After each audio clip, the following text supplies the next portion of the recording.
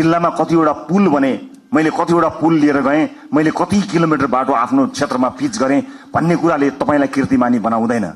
मैले अघि भने जस्तै कर्णालीमा बाटो पुग्यो कि पुगेन, कर्णालीमा अस्पताल बन्यो कि बनेन, कर्णालीमा सुत्केरी आमाले बाटोमा मृत्युवरण गर्न पर्यो कि परेन, मधेसमा भित्री मधेसमा शिक्षाको उज्यालो पुग्यो कि पुगेन, स्वच्छ खानेपानी पुग्यो कि पुगेन, बालबालिकाहरूले पोषण पाए कि पाएनन्।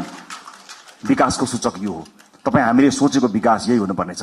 अर्को पटक मैले चुनावमा बाटो लगिन भने, मैले अर्को पटक चुनाव जित्दिन भनेर तपाईँ आजदेखि लाग्नुभयो भने मैले फेरि पनि राइट टु रिकलको व्यवस्थाको बारेमा सम्झना गराउनु पर्ने हुनेछ। साथी हो, एउटा चुनावबाट अर्को चुनावका लागि होइन, एउटा पुस्ताबाट अर्को पुस्ताका लागि लडेका हो हामी।